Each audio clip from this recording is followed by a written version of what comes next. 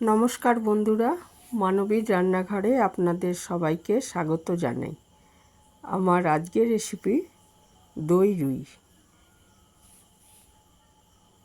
তা আমাদের এটা বাঙালিদের অত্যন্ত প্রিয় একটা রেসিপি, তো সেটাই আজকে আপনাদের সাথে শেয়ার করেছি। এখানে আমি 800 গ্রাম রুই মাছ নিয়েছি। এটা ভালো করে ধুয়ে নুন আর হলুদ মাখিয়ে 10 মিনিট মতো রেখে দেবো। 1 চামচ মতো নুন দিয়ে দিলাম এর উপর, আর 1 চামচ মতো হলুদও দিয়ে এটাকে ভালো মতো মাখিয়ে 10 মিনিট মতো রেখে দেবো, যাতে নুনটা ভালো মতো ঢুকে যায় মাছের মধ্যে।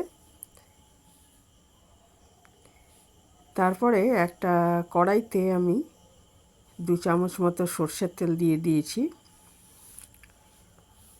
তারপর তেলটা খুব ভালো করে গরম করে নিয়ে একটুখানি আঁচটা কমিয়ে নেব মাছটা দেওয়ার সময়। তার আগে একটু নুন দিয়ে দিচ্ছি তেলের ওপর, এরপরে মাছগুলো দিলে একটু কম ছেটাবে, এই জন্য। তারপরে আমি মাছগুলো দিয়ে দিচ্ছি। 3টে মাছ দিয়েছি। এগুলো 2 পিঠ ভাজা হয়ে গেলে বাকি মাছগুলো আমি ভেজে নেব। 1 পিঠ ভাজা হয়ে গেছে, এবার উল্টে দিয়েছি। খুব কড়া করে ভাজবো না, কিন্তু মোটামুটি ভালোই ভাজবো, অথচ খুব কড়া করে ভাজলে খুব শক্ত, একদম কাঠের মতো শক্ত হয়ে যাবে, ওই জন্য। আর এদিকে মাছগুলো ভাজতে ভাজতে আমি এখানে টক দই, দেখুন এটা ছোটো কাপের প্রায় 1.5 চামচ মতো, 1.5 কাপ মতো এখানে টক দই আছে। এটাকে আমি একটু গ্রাইন্ডারে এটা ব্লেন্ড করে রাখছি।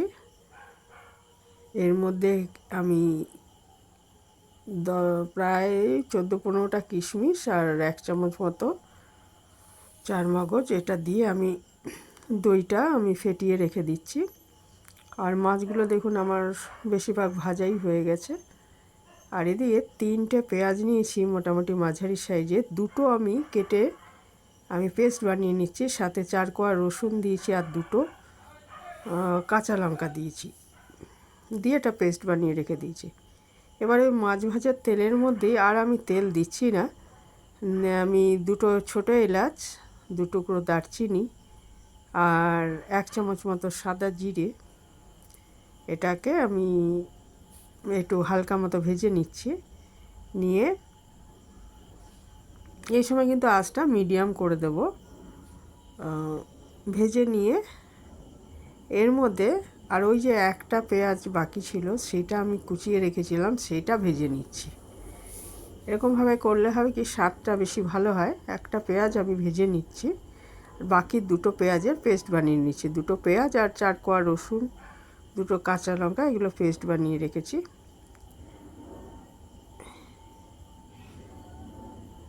পেঁয়াজটা খুব ভালো মতো ভাজা হয়ে গেলে এর মধ্যে আমি ওই পেস্ট করে রাখা মশলাটা দিয়ে দেব।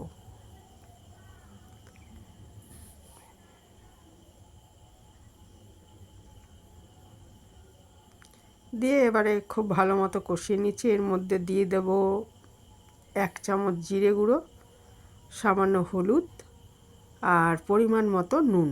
মানে আমি ঝোলটা যেরকম করব সেই হিসাবে আমি, মাছ ভাজায় নুন আছে, বাকি আমি আরও 1 চামচ মতো নুন দিয়ে দিলাম। দিয়ে মশলাটা খুব ভালো মতো কষিয়ে নিতে হবে, যাতে এর কাঁচা গন্ধ একদম চলে যায়।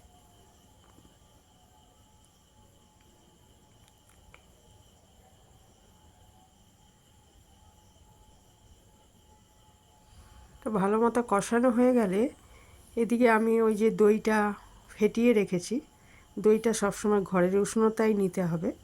এটা ঘরের উষ্ণতায় এনে তারপর ফেটিয়েছি আমি, ওটা রেখেছি। এবার সামান্য একটু মিষ্টি এই মশলার মধ্যে আমি দিয়ে দিলাম, কারণ টক দই দেওয়া হবে।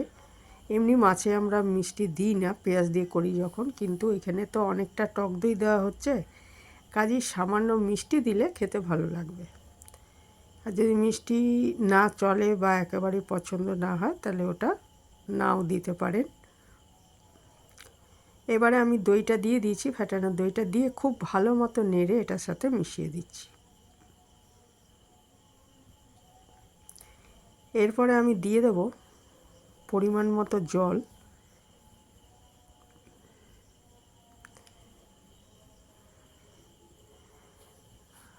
পরিমাণ মতো জল আমি যেরকম ঝোল রাখতে চাই সেই হিসাবে আমি জলটা দেব। দিয়ে তারপরে ভাজা মাছগুলো এর মধ্যে, আর দুটো কাঁচা লঙ্কা আমি দিয়ে দিয়েছি এর মধ্যে, আর এই ভাজা মাছগুলো আমি এর মধ্যে দিয়ে দিচ্ছি। দিয়ে ঢাকা দিয়ে মিনিট 7 এটা ফুটিয়ে নেব, তাহলে মাছগুলো সেদ্ধ হয়ে যাবে। আর এর মধ্যে তো আলু বা অন্য কোনো সবজি নেই, মাছগুলো সেদ্ধ হলেই রান্নাটা তৈরি হয়ে যাবে পরিবেশনের জন্য। তো আমি এই যে মিনিট 7 পরে ফিরে এসেছি, রান্নাটা একদম তৈরি হয়ে গেছে। এবারে এটাকে ঢাকা দিয়ে আঁচটা বন্ধ করে মিনিট 2 রেখে দেবো। এই সময় ইচ্ছে করলে গরম মশলা আর ঘি দিতে পারেন, আমি অবশ্য দিইনি কিছু, হালকা রাখার জন্য। গরম মশলা আর ঘি এটা ইচ্ছে করলে দিতে পারেন। 2 মিনিট পরে ঢাকাটা খুলে দেখুন, এটা একদম তৈরি হয়ে গেছে পরিবেশনের জন্য। এটা পোলাও বা সাদা ভাতের সঙ্গে খেতে খুব ভালো লাগে। যারা এই পর্যন্ত দেখলেন ভিডিওটা, তাদের অসংখ্য ধন্যবাদ। শুভ নববর্ষ, ভালো থাকবেন সবাই।